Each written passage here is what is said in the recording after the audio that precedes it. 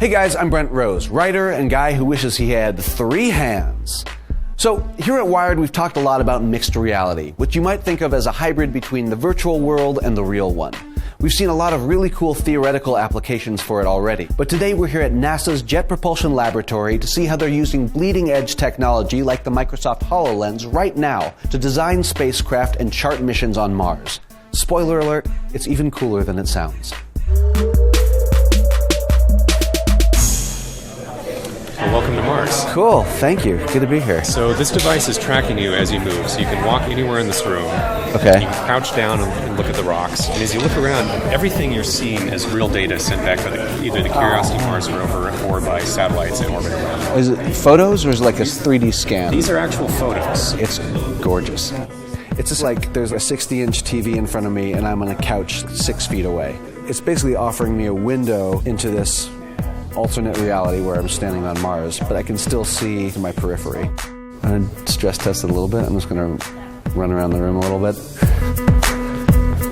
It's amazing though, there's no lag. You know, you don't get the terrain experience, which is a little bit disconcerting. Like you see these hills and you're not climbing up or going down, but everything was moving in real time, which was kind of amazing. I could totally see myself overlaying this on a treadmill, certainly. Explore 2 miles of the Martian landscape from the comfort of my gym. You might want to be able to move around without actually walking, and we have a way to do that. Okay. Do that air tap gesture that we practiced. Boop. And then tap again. Boop. Hey. It really looks like where the floor is where the rocks are. Once I start getting really close, you lose a little bit of resolution. That's some good compression. You guys using Pied Piper?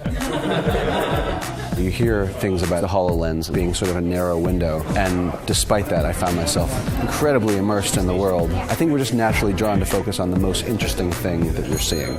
Nothing was more interesting than walking around on a natural Martian landscape. Why did you guys decide to choose the HoloLens instead of one of the virtual reality viewers? We need to be able to allow a scientist or an engineer to confidently and comfortably walk around on the Martian surface while they might be in a crowded office. Could you add notes or could you draw on it? Like, could I write, Bowie was here? Annotation of the Martian surface is a feature that we're looking at implementing. One way you might want to think about it is just turning Mars into a whiteboard. What you just experienced is a mission operational tool with a small set of scientists. We want to put them right beside the rover that they're using to explore. But is this something that anybody could download and check out Mars on their own? We recently announced a public version of the experience at the Kennedy Space Center this summer. We're going to bring a full-scale model of the 2020 Mars rover right here into the room. Bam. It's a very human thing that happens when you put your hands into view around an object. You really gain a whole new level of intuition about how large something is. I find myself being like a little bit precious around it. I don't want to like knock into it or anything. Part of what is nice about protospace is that you can cut into any of these pieces. If this were a manned rover, you could sit in the seat and be like, oh no, you look, obviously we're going to need a little bit more headroom there because you could see this is something you'd hit your head on. Or if you need to be able to get your hand back there to tighten a screw and it won't fit, that's an adjustment you can make before you even start prototyping in the physical space. So I can take this real sprocket, or whatever it actually is called, and I can see where it fits here, and it lines up down to the screw holes.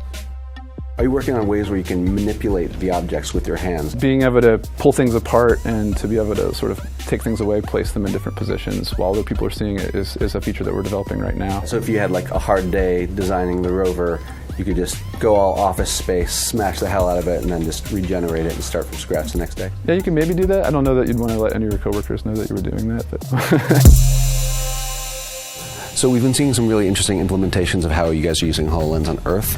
How are you using it off the planet? We sent 2 of the HoloLens devices to the International Space Station, where we were able to talk to astronaut Scott Kelly, and from our computer we're able to then annotate his world.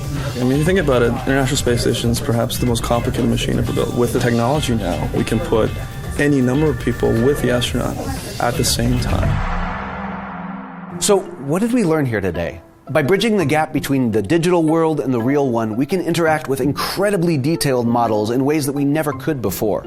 Pointing and tapping at a computer screen simply pales in comparison. The difference is that mixed reality and the HoloLens puts the real you into the experience in a way that's truly exciting. But what do you think? Is mixed reality as cool as virtual reality and all its video gamey, porny potential? Let us know what you think in the comments below. Subscribe to Wired if you haven't already, and make sure you check out our other videos from NASA and from the naughty virtual world.